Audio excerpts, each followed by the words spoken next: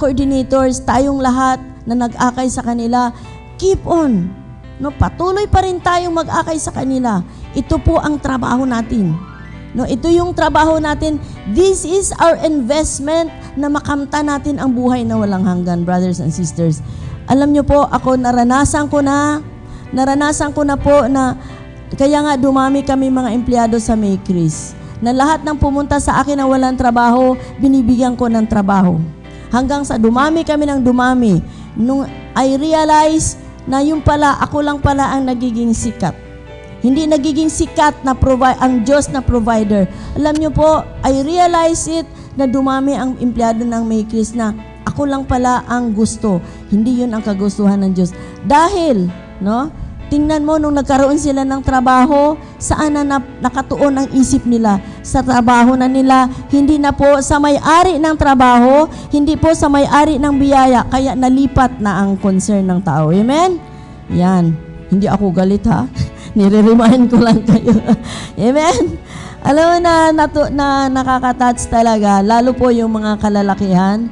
Kahapon po, may mga kalalakihan na talagang mahirap man mag-akay ng lalaki sa ganitong gawain. Pero pag ang lalaki naman ang maakay dito, talaga namang mas tapat sila kaysa sa atin. Anong mga katuruan ng ating mundo, ang ating sanlibutan? No, ang katuruan, ito po, masyak man kayo sa mga sinishare ko, anong sinasabi ng kamunduhan? Kailangan mapaaral mo ang anak mo. Kailangan, no, meron pang nagsabi sa akin, igagapang daw niya ang kanyang anak makatapos lang siya ng pag-aaral.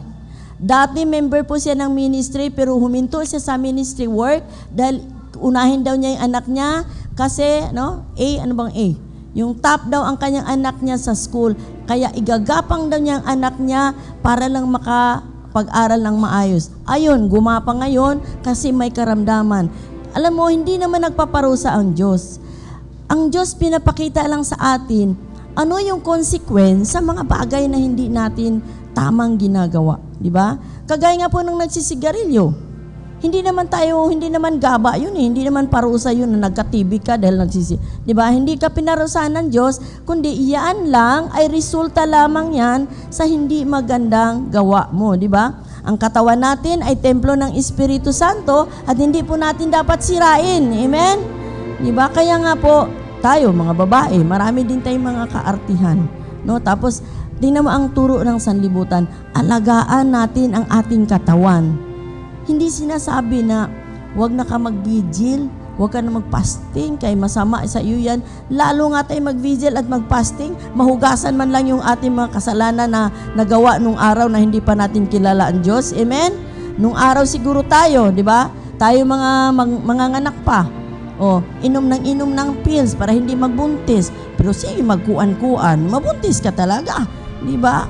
Bakit hindi mag-self-control? Di ba nasa Bible naman yun eh. Self-control. Gusto magpalaygate kasi ayaw nang magbuntis. Di mag-family planning ka, natural birth control. Sinisira natin ating katawan. Bakit? Kaya tuloy, yung mga nagpipills, yung palang mag-pills, yung pala ang cause ng tumor sa matres. Kaya minsan tumor sa brain. Kasi sabi ng kapatid ko, nasa medical field, yung palang dugo, nakokontrol, nabubuo pala yun.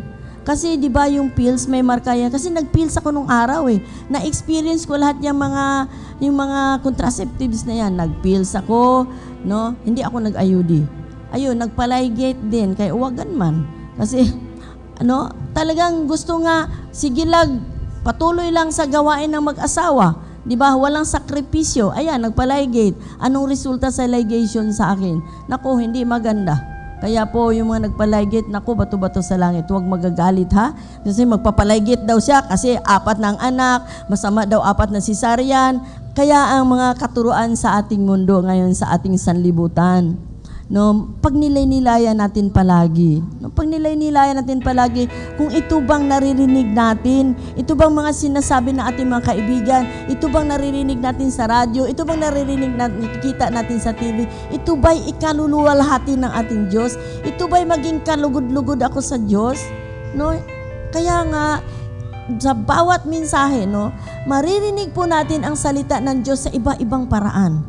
Sa pamamagitan ng Biblia, O siguro naman tayong lahat, meron na tayong Biblia ngayon, mga kapatid ko kay Kristo. Bantay lang kayo, mga taga-Children of Light, yung mga walang Biblia, kurutin ko talaga ang singit.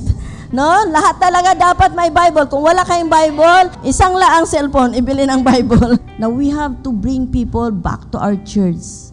Ng ating pagganap ng ganito, hindi po natin hinihila ang tao palabas ng simbahan. Papasok pa rin ng simbahan. Ang ating pagsama-sama dito, this is just a formation na tayo talaga magkaroon ng isang malalim na relasyon sa ating Panginoon na makamtan po natin ang buhay na walang hanggan. Purihin ang Diyos. Thank you, Lord. Thank you, Jesus.